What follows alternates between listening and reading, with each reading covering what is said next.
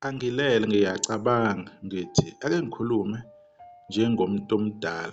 Le nto yokuthi osaziwayo, ikakhulukazi uma umuntu engone lutho, ngabe inhle yini? Ngibone yanda kakhulu. Uyaye acatshangelwe yini ukuthi unomndeni lo muntu, izingane, umkakhe. Kuyaye kuthini kubo bebona uyise okanye umama echapha ngenhlamvu enkulu eqinisweni? Izingane zethu ziyabuza ubuhlungu, singosaziwayo. Ngiyacela siyehlise lena yokuthuka umuntu, ungaxabene naye, ungazi ngisho unxi wakhe. Kubuya kanjalo-ke lapho ubaba Thokozani Somnandi Langa, ubaba-ke lo bafowethu, uzele, uney'ntokazi, uney'nsizwa, unabazukulu. Abanye abantu sebehlala isikhathi eside endimeni beyibambile, banama-awards amaningi, including nalapha kumasama. Ngagcina ewu-7 kumasama. La masama-ke lawa-ke uhlale kuphithizelwa-ke kuthrendayo, kodwa unawu-7. So le nkulumo akhuluma ngayo ibaluleke kakhulu. Sonke siyakwazi lokho, siye sikubone. Kodwa ukukhuphuka kwey'nhlamba nokuthuka kwabantu kukhuphuke kakhulu ngesikhathi soMgqumeni noMtshengiseni, ngesikhathi kubanga, ngesikhathi-ke o-Facebook kuvele ukuthi bayakwazi uku-create ama-group, abantu bayakwazi ukwenza ama-post. Zaqala lapho-ke iy'nkinga ukuthi sibe ne-platform singabantu yokubeka, ngoba abantu ade bebeka into ethandwa yibona, ungeke ubashintshe futhi kulowo mqondo loyo. Babey'thandela abantu ababathandayo, bey'khethela amaqhawe abo. Kwaqhubeka-ke lokho kwenzeka-ke until kwazofika esigabeni sokuthi-ke Khuzani Dlamlenze, uMr Mpungose, insizwa leyana esiyenza imlando emikhulu naye endimeni, lesi sikhashana nje esincane esihlala endimeni u-15 years, isikhashana-ke leso kuye, ngoba usazo-achieve more. Until naye ayithele ngay'bonkolo ukuthi na mayethi uthatha indawo yakhe, athi uthatha indawo yakhe ukuthi ufuna ukuphila ngomculo, ufuna ukucula, ufuna ukusebenzisa ithalente lakhe, kwaba umuntu othukwa mihla namalanga.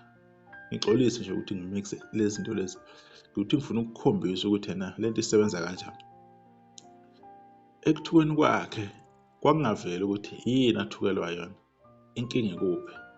Kodwa engangikubona into ayethukelwa yona, wayethukelwa ukuthi uyaphila nje uwumuntu, uyafisa ukuthi afane nabanye abantu, naye asebenzele kwakhe, asebenzele kubo, akhulise umndeni wakhe. Ambhexa kakhulu ngey'nhlamba, and futhi ama-Blue Nation awade emthanda uKhuzani. Ayehlala evika njalo, ehlala evika ocelemba yonke into. Kangangokuba nengoma kaKhuzani iyahlwasa unyawo 2023, umlandeli kaKhuba uKhuzani wathi uyajabula lapho eMtuba, wagcina elimala kabi, athekwa ngomunye, emhlasela ngocelemba. So uyabona ukuthi inzondo yayijule kanjani. Kodwa-ke inzondo ephekiwe, ekhandiwe, uyayibona ukuthi le nto ibuya kwi-favoritism, ifike yaphekwa isikhathi eside, kwathiwa izoba kanje. Siyazi ukuthi kunabantu abangena phakathi kwabantu bezama ukuthi bebaxabanise, bezama ukuthi bebahlukanise, bese kusala abalandeli phakathi nendawo lapho kuyibona-ke aba-affectekayo, ebese kuyathukwana. Abanye beze befuna nokubonana, benikana nama-location ukuthi hhayi asibonane siqede ngale nto le, ungalokhu ungithuka lapho. Ngoba sekwaba yi-fashion ukuthi abantu bethuka abanye abantu, ethukela omunye umuntu omunye umuzi. Awumazi lowo mculi loyo, akakwazi naye, even if uyakwazi, akukwazi ukusiza kakho. Wena nje uyithuluzi lokuthi lowo mculi akusebenzise, uphushe umculo wakhe, umstreame, uhlale uphosta ngayo. Akukho okungale, akalandawo nalowo mculi loyo.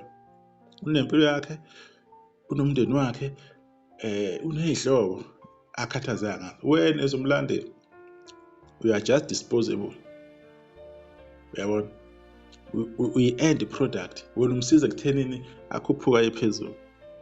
Konke lokho esuke sikwenza sithuka abantu, into engenamsebenzi, into engayindawo, and into esuke siyikhuluma, into esuke siyimele, even naphambi kwenkantolo, lezi zinto esuke siyikhuluma siyiphimisela online emavidiyweni.